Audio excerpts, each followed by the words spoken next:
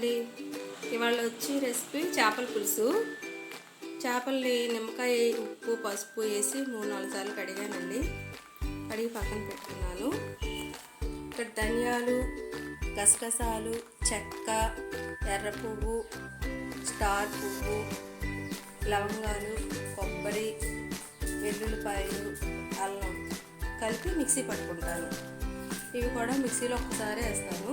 కొత్తిమీర, పచ్చిమిరపకాయలు, కారం, ఉప్పు, పసుపు, నేను చింతపండులో ఒక్క నిమ్మకాయ టమాటా వేసాను. మా అమ్మ ఇలాగే వేసేదండి. మా అమ్మ వంట ఇది. ఇలా వేసేసుకుంటున్నాను. కరివేపాకు,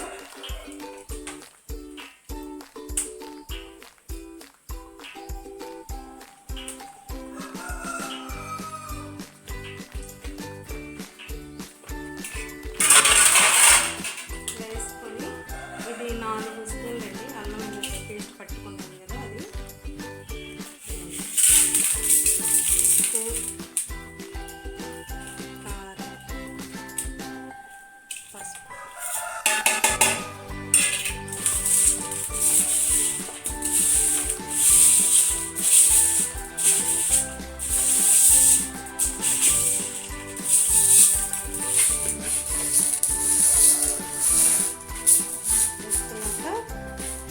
ఈ 4 ఉల్లిపాయలండి.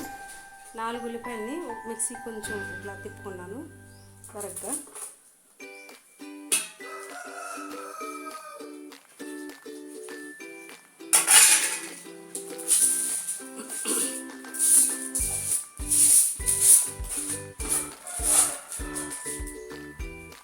ఇది 4 స్పూన్లు అండి. ఇది 4 స్పూన్లు.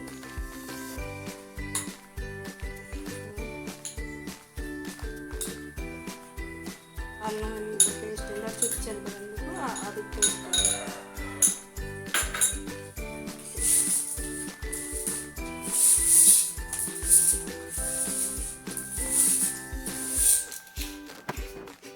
కారం సరిపోలేదండి, కొంచెం కారం తగ్గించి ఇప్పుడు నూనె వేసుకుంటాను.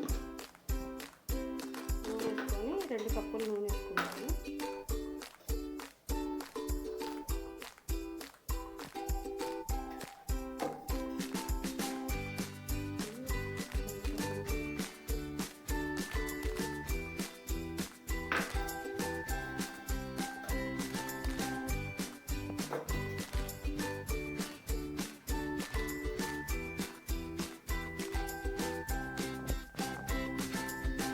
కారం కొంచెం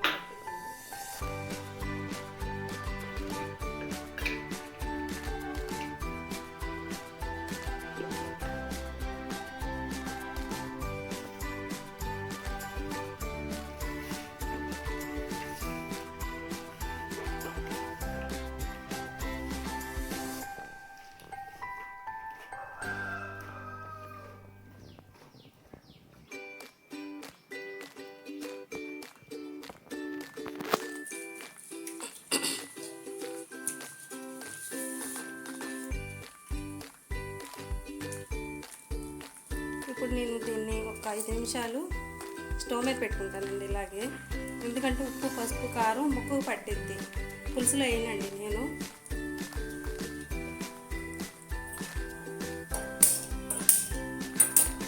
ఇది ఇలాగే ఒక 5 నిమిషాలు పెట్టుకున్నాక అప్పుడు దీంట్లో పులుసు వేస్తాను.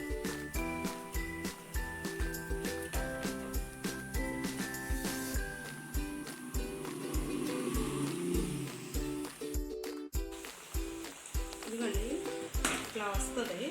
ఉప్పు, పసుపు ముక్కకు పట్టిద్ది అనమాట. నేను ఇట్లా చేసుకుంటాను. ఇట్లాగా చింతపండు పులుసు వేయకముందే ఒక 5 నిమిషాలు పెడతాను. పెడితే ముక్క గట్టిగా ఉంటుంది. ఉప్పు, పసుపు, కారం ముక్కకు పట్టిద్ది.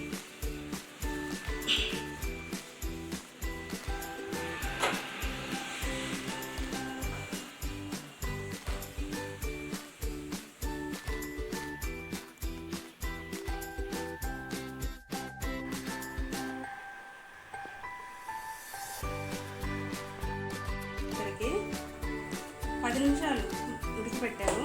అడుగా వంటలేదు, బాగుంది. కారం ఏమి ఎక్కువ అవ్వలేదండి. ఇది కారం ఎక్కువైనట్టు కనబడుతుంది వీడియోలో. కారం ఇంకా ఎక్కువ అవ్వలేదు, అన్నీ సరిపోయి.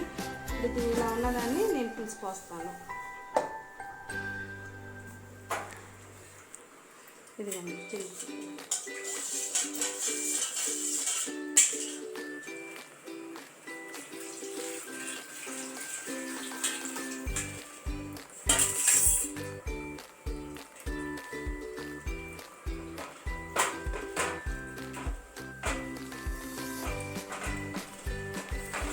ఒక 15 నిమిషాలు ఉడకాలండి దగ్గరికి. ఇప్పుడు పచ్చిమిరపకాయలు వేస్తున్నాను.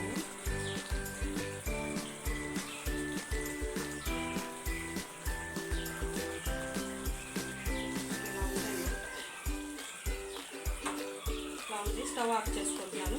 కొత్తిమీర వేసి